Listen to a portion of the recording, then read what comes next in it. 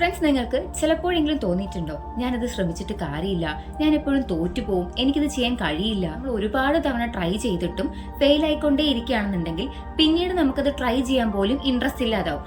അതിനെയാണ് learned helplessness എന്ന് പറയുന്നത്. വീണ്ടും വീണ്ടും നമ്മൾ പരാജയപ്പെട്ടുകൊണ്ടേ ഇരിക്കുകയാണെന്നുണ്ടെങ്കിൽ പിന്നീട് വിജയിക്കാൻ നമുക്കൊരു അവസരം കിട്ടിയാൽ പോലും നമ്മൾ അതിന് ട്രൈ ചെയ്യാതാവും. ഇപ്പോൾ ഒരു എക്സാമ്പിൾ പറയുകയാണെന്നുണ്ടെങ്കിൽ, ഒരു കുട്ടിക്ക് മാത്സ് സബ്ജക്ട് ഭയങ്കര ടഫാണെന്ന് വിചാരിക്കുക. ആദ്യമൊക്കെ ആ കുട്ടി ഭയങ്കര കഷ്ടപ്പെട്ടിട്ടായിരിക്കും ആ സബ്ജക്ട് പഠിക്കുന്നുണ്ടാവുക.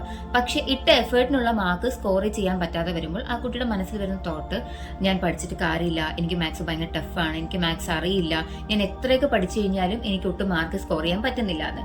സോ ഈ തോട്ട് ആ കുട്ടിക്ക് എപ്പോഴും ഉള്ളത് കൊണ്ട് തന്നെ പിന്നീട് മാത്സ് സബ്ജക്ട് പഠിക്കാനുള്ള ഇൻട്രസ്റ്റ് തന്നെ പോയിട്ടുണ്ട്. ബിക്കോസ് ആ കുട്ടി വിചാരിച്ചു വെച്ചിരിക്കുന്നത്, ഞാൻ എത്ര കഷ്ടപ്പെട്ട് പഠിച്ചു കഴിഞ്ഞാലും എന്റെ കഷ്ടപ്പാടിനുള്ള മാർക്ക് സ്കോർ ചെയ്യാൻ പറ്റുന്നില്ല എന്നുള്ളതാണ്.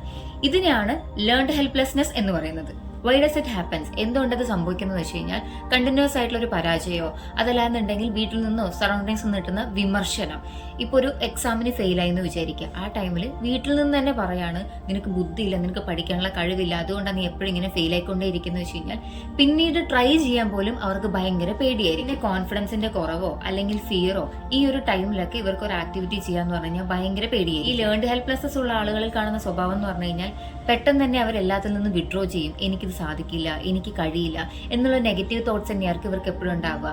അതേപോലെ തന്നെ ഒരു കാര്യം ചെയ്യാൻ ഒട്ടും തന്നെ കോൺഫിഡൻസ് ഉണ്ടാവില്ല. എങ്ങനെയാണ് ലേൺഡ് ഹെൽപ്ലെസ്നെസ് നിന്ന് ഓവർകം ചെയ്യുന്നത് വെച്ച് കഴിഞ്ഞാൽ, ഈ നെഗറ്റീവ് തോട്ട്സിനെ മാറ്റി അവിടേക്ക് പോസിറ്റീവ് തോട്ട്സിനെ റീപ്ലേസ് ചെയ്യണം. അതായത് എനിക്ക് ചെയ്യാൻ പറ്റില്ല, എനിക്ക് ചെയ്യാൻ കഴിയില്ല എന്ന തോട്ടിനെ മാറ്റി എനിക്ക് പറ്റും, ഞാനൊന്ന് ട്രൈ ചെയ്ത് നോക്കാം എന്നുള്ള തോട്ടിനെ റീപ്ലേസ് ചെയ്യണം. അതുപോലെ ചെറിയ ചെറിയ കാര്യങ്ങളിൽ നിന്ന് സ്റ്റാർട്ട് ചെയ്യും. അതായത് കുഞ്ഞു കുഞ്ഞു ആക്ടിവിറ്റീസ് ഒക്കെ ചെയ്ത് സക്സസ് നമുക്ക് കിട്ടുകയാണെന്നുണ്ടെങ്കിൽ അത് വളരെ വലിയൊരു മോട്ടിവേഷൻ ആയിരിക്കും. ഈ ഫെയിലിയർ എന്ന് പറയുന്നത് സക്സസിന്റെ ഭാഗം തന്നെയാണ് എന്ന് വിചാരിച്ച് നമ്മൾ ബുദ്ധിയില്ലാത്തവരോ കഴിവില്ലാത്തവരോ ഒന്നുമല്ല.